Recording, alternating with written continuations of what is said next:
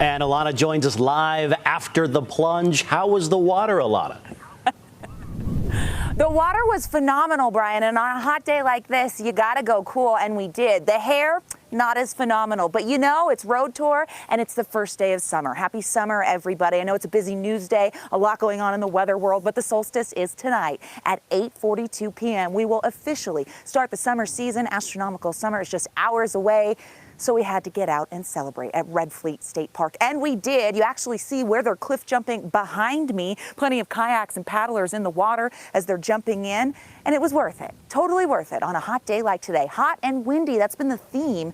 And as we look at our summer solstice, this is the longest day of the year, so you kind of have to get out and enjoy a little outdoor. But today is a rough one throughout the Beehive State. We talked about that critical fire danger. We've got high heat, but when it comes to the solstice, make it count if you can. Longest day of the year, shortest night, and at 8:42, we will change over seasons. Let's talk about these temperatures because they are still above average. Yesterday, we saw that record heat with Salt Lake topping out at 103. Right now, we still have 90s out there. We're above average. Average is in the mid-80s, so we're still above that, even though we have flattened that ridge of high pressure. So you look at the eastern side of the state, the southwest winds are cranking, and so are the temperatures. High 90s in Grand County towards Moab. You're also noticing in Uinta County as we're sitting at 92.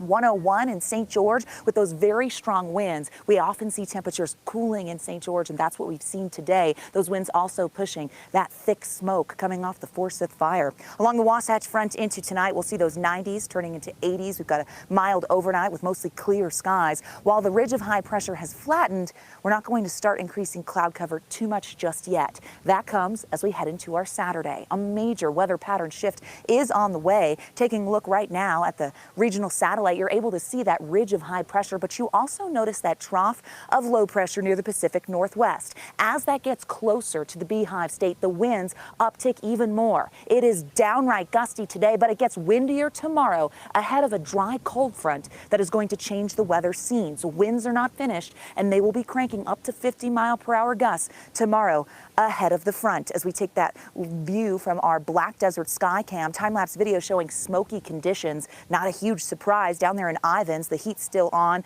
We had clearer conditions with sunshine, but now we've got hazy landscapes throughout the state because of local wildfires burning and our winds carrying that fire smoke and the wildfire and smoke throughout different portions of the state. Speaking of fires, we've got a red flag warning in effect. Similar to yesterday, we will see it again tomorrow. It will remain in effect until tomorrow night at 10 p.m. So we know the winds will be bad and fire conditions will be rough until we get some cooler air into the Beehive State. When we do, hopefully that brings enough relief for crews and they can get a handle on the fires burning. Red flag warning again in effect until 10 p.m. tomorrow. So critical elevated fire danger. Live view from Bryce Canyon. Boy, that looks smoky. That is not a pretty view. We know the France Canyon fire continues to burn and has been issuing lots of smoke in the area, and this is near Ruby's Inn, and it's going to continue to stay smoky there as we get through tonight and into your weekend. As we look at our Futurecast smoke model, it often shows where things are going. Our current air quality is giving you that unhealthy for sensitive groups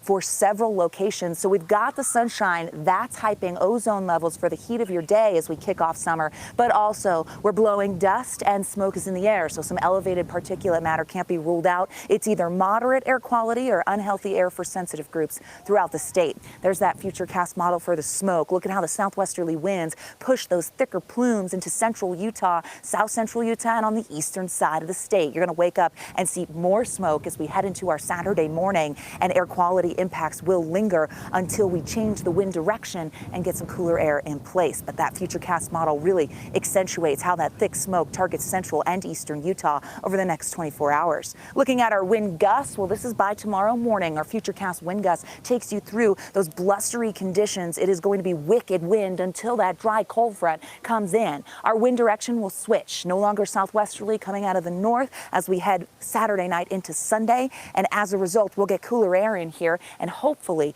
winds relaxing a lot more because we're going to see the front switch directions and bring in cooler conditions. As we take a check on that upper level Futurecast, you're going to be able to see that ridge of high pressure. While we have flattened it, we're going to slightly displace it. That trough from the Pacific Northwest is on the move. The dry cold front with winds ahead of it, cool air behind it. It stalls for a moment in Millard County, and then eventually will move through the state. That will open the door for temperatures to dip. Nevada sees it before Utah. They have a freeze warning for eastern Nevada. We're also going to get cold air taking over. Here's a look at those temperatures. We're going to see a significant drop. How about 15 to 20 degrees cooler? That's what we deal with following that cold front. That's going to be major impacts, and you're going to feel the difference. Looking at the next 7 days in Washington County, a cool down in southern Utah. Hopefully that helps. As we look at the Wasatch Front, you're going to see those temperatures dropping. High pressure regains control and will warm us back up by the end of the 7 day. We're live on the Good for Utah Road Tour. We're going to send it back in to Brian.